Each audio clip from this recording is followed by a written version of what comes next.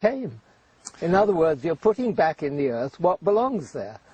Even if the energy mix that you recommend can be pursued and can be developed, you say there's still a profound problem. And the profound problem is that there are too many people living on planet Earth. Would you say that you actually welcome the idea that over the next 100 years the world's population, by one means or another, will be cut dramatically? I'm afraid so. I think the word likely I would use is... But my question was, do you welcome it?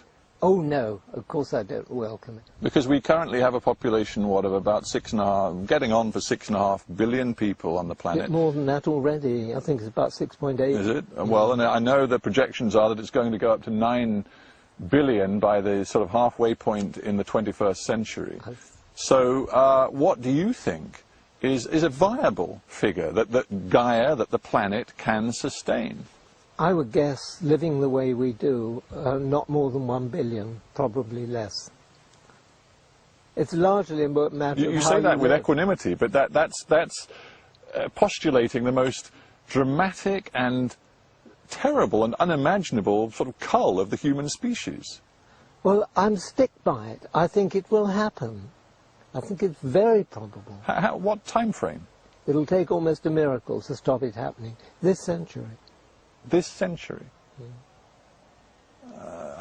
I'm trying to get my head around that possibility. It seems to me if that's to be the case, such is going to be the level of misery and panic across the world that there are bound to be the most cataclysmic conflicts, wars, struggles, simply for survival.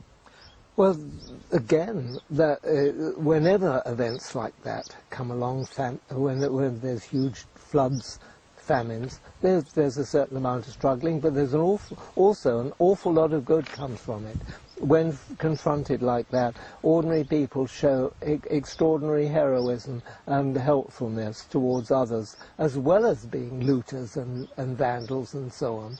It's just a thoroughly disturbing thing, and it will happen. I just wonder, because you have a very, very high reputation for creative thinking. And here you sit saying, we are facing doom. We are facing the possibility of 5/6 of our human population being wiped out within a century. Do you bring any ideas to the table as to what we should be doing now to prevent that? Because you say you don't welcome it. We can't prevent it, but we can try to adapt to it and prepare ourselves to live in a much diminished world. And that is where all of our energies should now be going.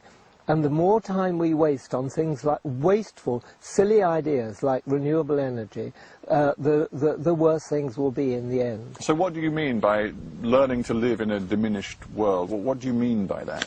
Well, I mean, obviously for Britain, already immigrants are coming in from the hotter parts of the world. We've got to prepare a proper place for them to come to. We can't just let them go into ghastly camps, bidonvilles, or into the ghettos in cities. We've got to handle this as a political problem properly and prepare for it. You see, isn't there a contradiction here? Because you're very concerned about overpopulation, and you believe demographics are a huge problem, and yet you're saying that a country like Britain should be preparing to take a whole lot more people, new immigrants. Surely, in essence, if you're respecting Gaia and you're respecting the notion of sustainability, you have to say, I'm sorry, but this particular patch of our planet can't take more people. You're absolutely right, Stephen, and that's one of the agonizing problems that's going to face us in the not-too-distant future. I see it's a bit like a lifeboat, and there comes a point when the crew of the lifeboat have to say, look, we can't take any more. If we take any more, we'll sink. And quite literally, we will sink in the sense that we won't have enough food to feed the people that come in. And that point I don't think has yet been reached. And I'm talking about now when I say we've got to prepare. And that alone is enough to do. What you are preparing to do is something even more dramatic. You're preparing to make a mission into space. Oh, actually a pleasure. Well, let's talk about it. I mean, first of all, forgive me for saying you're 90 years old. Yeah. And you have signed up with Richard Branson to be a passenger on one of his first, if it ever happens, and he says it will, one of his first civilian space flights. It was a gift from Richard. It was an upgrade. I didn't sign up. One heck of an upgrade. How many miles did you have to have for that? 60 miles. But let's be serious about it, because I just wonder what's motivating you. You say you want, before you die, to get that view of the whole planet from space. I'd love to. Why? Well, you see, a long time ago, in 1965, I was working at the Jet Propulsion Labs, which was one of NASA's facilities in America, very soon after NASA had started, and on the problem of life on other planets and things. And that set me thinking about this planet and led me to Gaia thinking that it's a remarkable and self-regulating planet. And it was the view from space through instruments that helped me come to that conclusion. And I was also deeply impressed by those iconic images the astronauts sent back of the Earth as seen from space, particularly that one from the moon. And just to have a bit of a chance to see that in my lifetime, it's wonderful. You wouldn't miss a thing like that, would you? Well, I haven't got enough air miles, but even if I had, I'm seeking, to dig a bit deeper into your motivation. Do you believe that humanity has proven itself unable to live in harmony with planet Earth, and that therefore humanity's future has to lie beyond Earth in colonizing other places in our universe? Most definitely I don't. I think it's obscene even to think about it. Really? We have a beautiful planet which may be unique. But you say we have despoiled it and damaged it to a point where most of our population is going to die. No, things that evolve always muck up their place. The first photosynthesizers appeared on Earth long, long, long ago, wrecked the place with oxygen, which in their time was a deadly poisonous gas. But everybody's adapted to it, and they now use it to drive their cars. I mean, harm can be turned to benefit. And you see, we are the first really intelligent animal that the planet's ever had. We can think and do things, and there may be one day, far in the future, when we can actually help Gaia.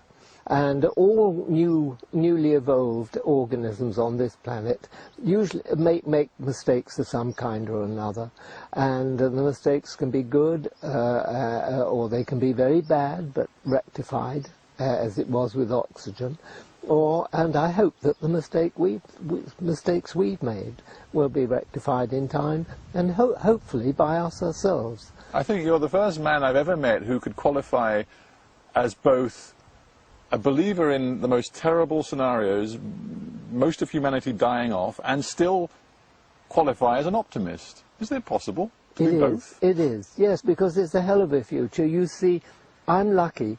I was a student at the beginning of World War II, and believe it or not, in 1939 most people were scared stiff, more than they are now, about the consequence of something nasty happening. That we thought that London would be completely wiped out by bombing. We thought of it as kind of Guernica writ large.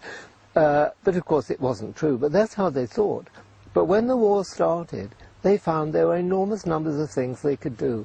Life suddenly grew much more interesting than it had beforehand. And this is true, of course, only of the young. But this, I think, will happen in the troubles up ahead. It'll be hell for old people and for the middle-aged, but the young will find an immense opportunities in it. Going to Greenland, for example. James Lovelock, we have to leave it there. Thanks so much for being on Hard Talk. Thank you, Stephen. It's been great fun. Well, I've enjoyed it very much indeed.